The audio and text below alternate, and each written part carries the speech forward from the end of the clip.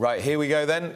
This week's talking points. Well, we may as well start, Jonathan, with the racing tax and any further developments this week. We know that the date for the meeting in Westminster is the 10th of September. How do you think the sport has progressed through the last 6 or 7 days at advancing their cause and getting it out there and known?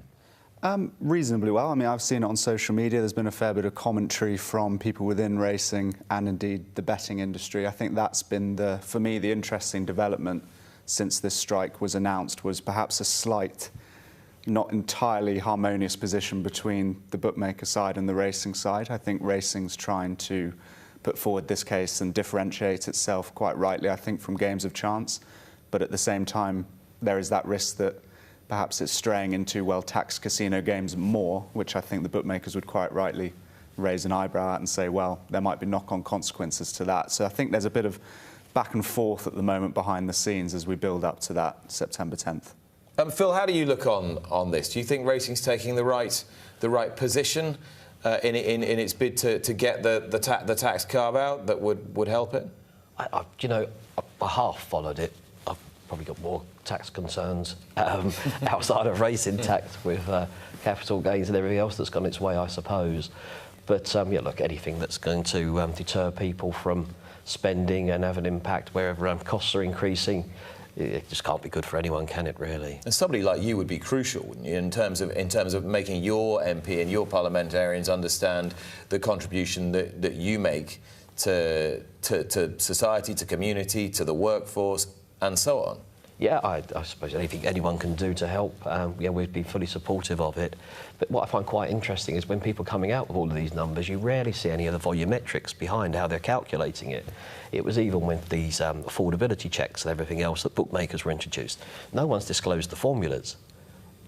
You know, how much am I allowed to gamble, or is anyone allowed to gamble, relative to their income or whatever it is? Surely there must be a formula, but nobody actually sends these across. So I think with everything, you really want to see that the volumetrics and numbers that sit behind the grand number that they come to. So there's a lot of talk and not enough evidence. I think so. Jonathan, do you have a view on how the sport is approaching this subject as regards their ability to persuade government? I think the positives were that racing was actually trying to make a stance.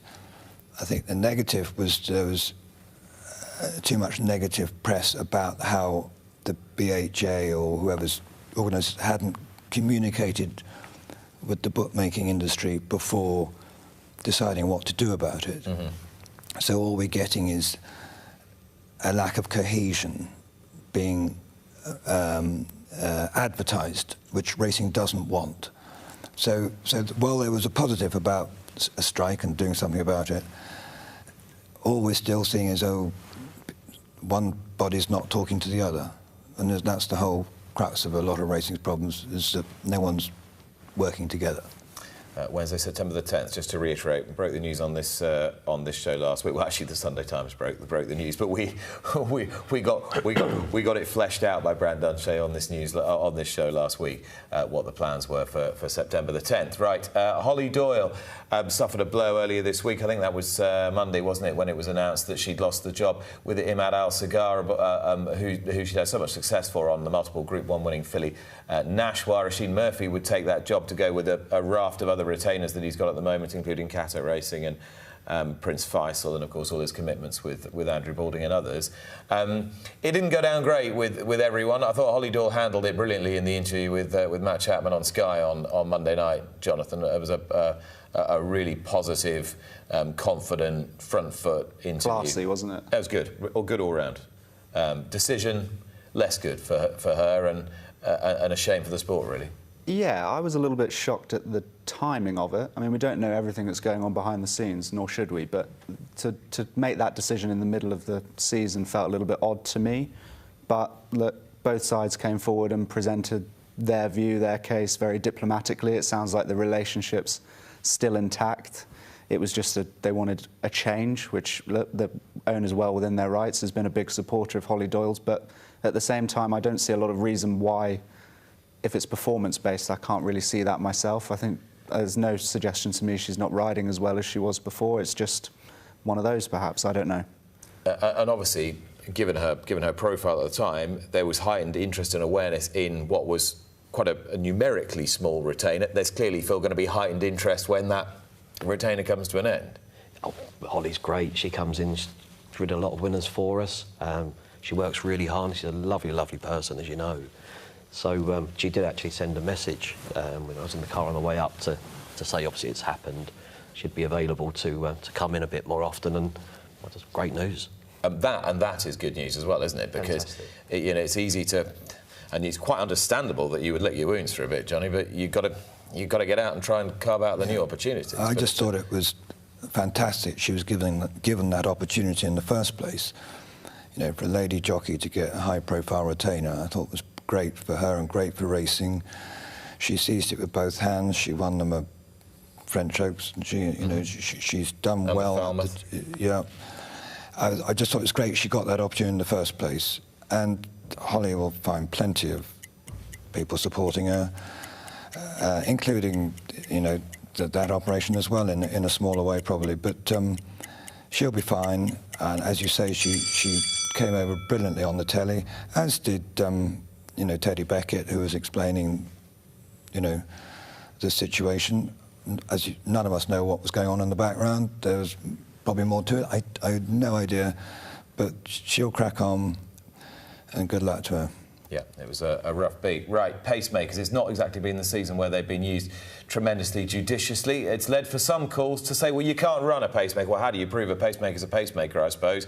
But if they're doing what, say, Burcastle did or whatever, are they truly being allowed to run on their merits? You'd argue, well, hang on a minute, he finished third in a Group 1, but you are riding them in a manner that is counter to achieving necessarily the best possible position, unless, of course, you're Richard Kingscote in the Sussex Stakes, who did it brilliantly. But, of course, those in behind him ignored him, and what's that result worth now? So to what extent, then, Phil, are pacemakers hindering the fair and proper running of the sport? I'm the same as you, Nick. How do you define one? So you're never going to be able to change that, are you? So I think they're a good thing. Just get on with it. Yeah, on a smaller scale, we've done it a couple of times when you need a truer pace guaranteed. But have you made it work for you? Yeah, very much so. And that's the key, isn't it? If you're going to do it... Well, we even did it in the Stewards' Cup. I mean, I wouldn't call him a pacemaker, but we knew that Run Boy Run would come out fast, and two tribes sat behind him, yeah. So are you going to do it in the Air Gold Cup? Well, it depends where you get drawn as well. That's I suppose we'll see. But you can't police it, you can't manage it. So what's the problem? What do you think, Jonathan? Do you think it's just been an aberrant year and we all ought to just move on, or is there a case to be made that the fabric of the sport's being worn away by what we saw in this and the Sussex and the King George and the Prince of Waleses? I just think we've had a bit of a run of them coming very close to not coming off, or having those strange results like we did at Goodwood. I think in their purest form, they're providing a consistent pace and will actually help you achieve that end of who is the fastest, who is the best horse. But I think there is an issue when it goes slightly wrong, as it does. But I think there are anomalies. Is part of the issue here not... Have you noticed people calling them pacemakers a little bit more? It's not just running a horse and saying they're going to be a front runner. I think it's been the return of the pacemaker. I think for the last couple of years... we've had a debate on this show 12 months ago where we were saying, why doesn't anyone run pacemakers anymore? They sort of dropped out of fashion for a bit, but they've come back. Also, if one operation is routinely running pacemakers for whatever reason in a given race, if there's another powerful operation who has comparable chances in said races, they're not going to want to be put on the back foot, because the more runners you have in a race, the more you can influence the outcome. Yeah, and that's completely straightforward. And it's whether they're pacemakers or not. This isn't a hobby at that level. This is an elite sport. So why wouldn't you get an edge if you've got a horse capable of carrying your one into the race and giving them even a 5% greater chance of giving their true running?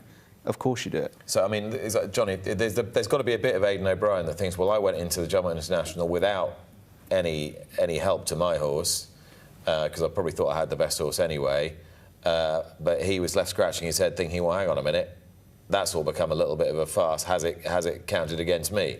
He's not going to leave his pacemaker in the box next time, is he? No, I mean, I'm always fascinated when two mega powers both have a pacemaker. So you've got two lots of the pacemaker, and when it works, but it can be a painful watch. I mean, Ombudsman's race, I mean, will we not all just hiding behind the sofa thinking, oh, God, not again? So it has the risk of looking a disaster, but, you know, when it works, and they know what they're doing, and, you know, I don't really have a horse good enough to need a pacemaker at the moment, but... You will, no doubt. There was a quirky end to what was a very quirky race, because if you weren't watching on Wednesday, you might have read about this. This is what happened right after the Juddmonte International.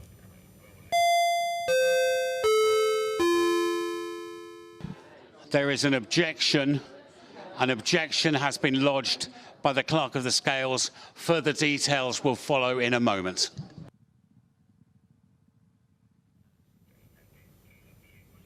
All right, and so then there's a gasp around the parade ring. There's an objection from the Clerk of the Scales. Is this horse liveried in the rug, about to be disqualified? What's happened? William Buick's weighed in, but in that winner's position. Do have and further details now on the objection.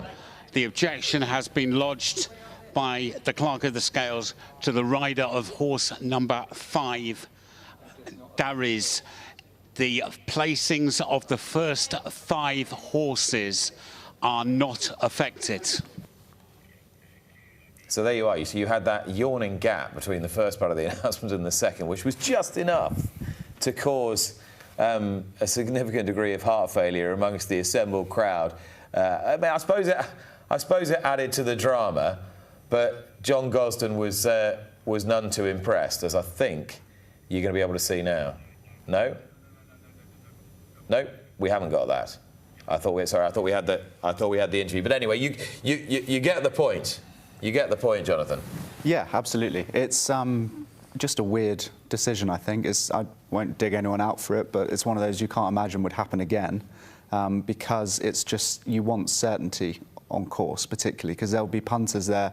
Not only have they just watched the weirdest race they've ever seen, they're then going to collect their winnings, presumably on Ombudsman. Then you hear the bing bong and everyone sort of pauses for a moment, and it's just any It was full theatre around it. It was full theatre. As somebody who enjoys a little bit of that, yeah, I quite like the theatre of it. But it was almost like someone was trying to get their theatrical moment. You know, the announcer. I mean, they must have got a lot of pleasure of what the effect they were causing. Well, the BHA's Adrian Sharp was apparently standing over Mike Vince while he was doing it, and was entirely happy that the correct protocol had been followed. I think it was possibly the gap between the initial, as I was trying to show there, the gap between the initial announcements and the fact that you were then reassured that Dariz was the horse in question. Yeah. Anyway. All about timing. Yeah, it was all about timing. But just added, Phil, to that sense of the bizarre after the race, really. Oh, crazy, wasn't it? You know, the one thing about my insurance company sponsors RAB, so all the exposure he was getting on the pacemaker was great for us. Brilliant. So, keep him going, I think. Fantastic. That should have secured him another year or so in the contract, will it? Yeah, definitely. Excellent. Right, let's move on. I mean, York gets way more bouquets than pretty much any other racecourse in the country, and certainly way more bouquets than brickbats. It's a non-specific point to this racecourse. But again, this is what happened before the Nunthorpe Stakes. The Australian raider and her trainer, Henry Dwyer, says she's just coming nicely to the boil. Yeah, and I suppose she needs to, because she's got some of the best form in the race from last year, but it is last year. Yes. On this year's form, she doesn't look quite the same. But if she is coming to the boil and maybe conditions weren't quite right at Goodwood, then you could see it happening for her, because on Backlash, she's pretty much the one. Very much so. Right. When we drop back to number 16, one of the horses really making this a fabulous edition of the Nunthorpe in terms of competitiveness and different angles. This is one of the two-year-olds, number 16, Lady Iman. Yeah. Well, you can see the effect of the very loud Alicia Keys sting meant that Lady Iman, and you saw this better on the ITV pictures that you'd be able to see on social media, that Lady Iman got quite stewed up before the Nunthorpe. So debate is, you want a bit of razzmatazz before a big race. They do it in other countries. You do Flemington before the Melbourne Cup, and in America before the Derby. There is music, but it's a question of when, the effect it has, and where it's appropriate and how you do it. No, absolutely. I think the key takeaway is horses don't like Alicia Keys. That's what I took out of that. Not at that volume. Not at that volume. No, I just think it's common sense, isn't it? And they got that wrong. And next year, I can't imagine they'll be blaring out Alicia Keys before the Nunthorpe. Not again. It's a volume thing. Well, yeah, and I think again, I like the idea of you're trying to build the occasion. I think music is important, trying to get something, build a bit of an atmosphere.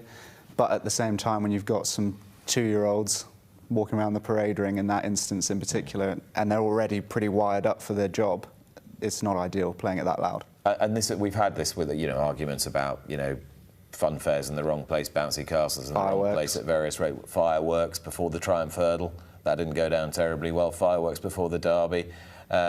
You want a bit of occasion, Johnny, but you got to be judicious with the use of these things.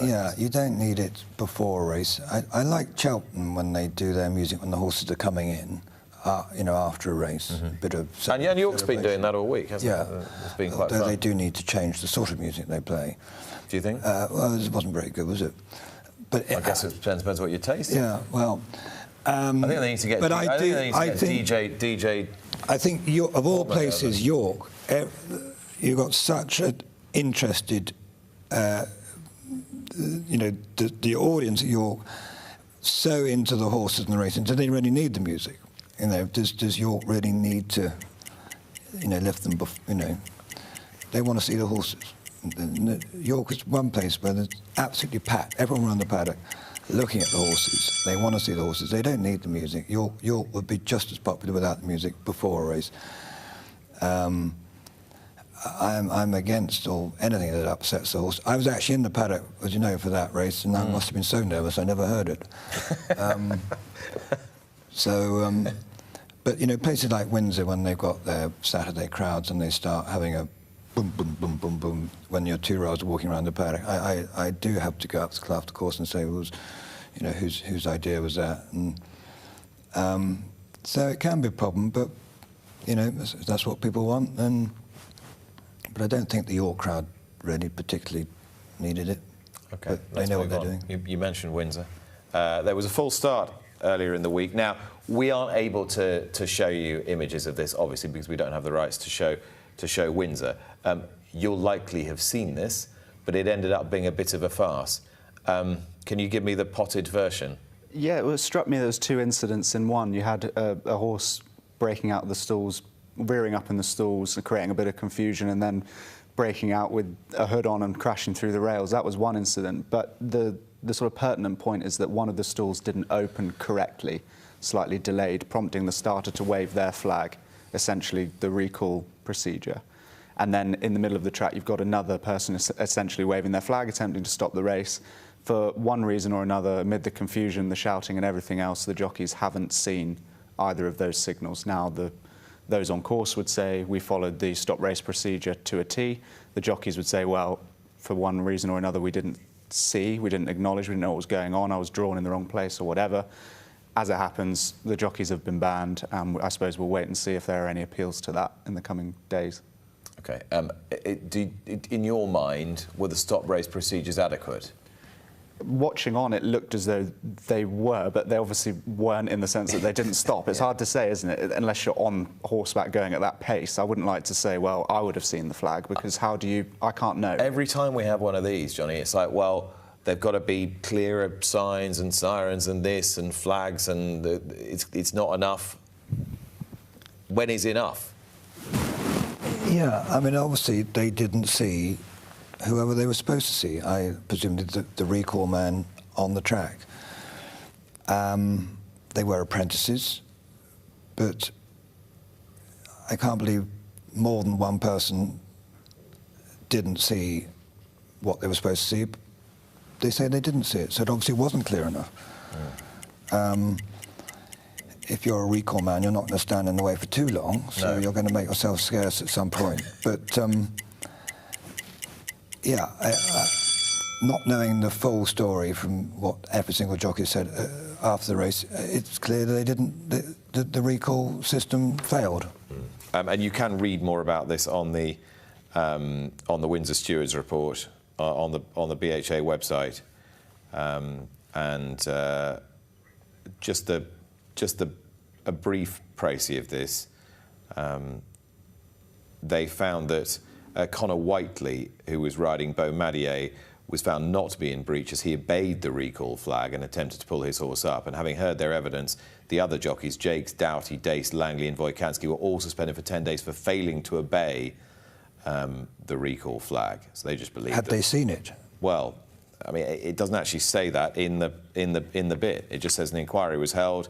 You don't actually get to read their evidence, but they feel that they didn't obey the recall flag. So it's their contention, I presume, by that, or the inference you draw is that they feel that the jockeys have seen it and ignored it. I'm guessing on appeal, the jockeys could go in and say, well, we didn't see it, and it's your procedures that aren't good enough. Yeah. Are they appealing? Are they appealing? Don't know. I don't know yet. All right.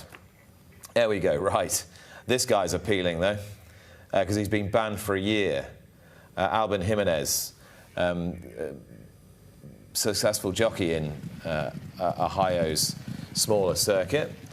And this is him riding the favourite at Belterra Park, #1. And he's been banned a year for not putting the horse in the race. And the trainer went to the stewards and objected to the ride.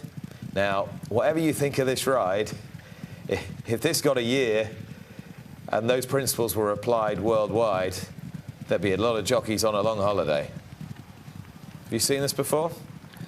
Yeah, just this morning, and I think the main crime here is just it was an absolutely appalling ride. I think that's the main thing that he's got wrong. A year, to me, feels very extreme for what we're seeing in front of us. And as you say, there's far worse cases of this. You'd be talking 5 years, 6 years, however many years you like for some rides. It does make you wonder, doesn't it? Well, sadly, I don't know anything about the jockey, but for all we know, he was doing his best, poor chap. I mean, he doesn't look a particularly stylish jockey. Maybe you're going to tell me now he's champion jockey out there, but well, he's ridden a lot of wins. Yeah. The trainer asked the stewards to review it. The trainer went to the stewards and complained, said he's. Yeah. I'd like to know what the instructions were. The trainer's instructions were beforehand and how far off script he went with that ride. Well, he appeared to be gunning him out of the game, trying to get a good position. And then pulling him all the way back to then go again. There we are. Have you ever felt compelled to complain to the stewards about a ride a jockey gave your horse? Oh, I wouldn't dare. No. I think when in those situations you talk to the jockey and just say, what do you think went wrong there? No, I've never been felt compelled to do that, as in thinking there's been any skullduggery, if that's what you mean. Yeah. No. You've never looked at a ride and thought, I think he stopped that? No comment. Various jockeys have well, there's a jockey I'd like to mention, but I'm not going to mention, and he's had his medicine, and possibly in those days, yes, but generally, no. Okay, good stuff. I think everything's so much cleaner now that there's absolutely no need for that. I think everything is a lot cleaner now. I'll find out who that jockey was after this.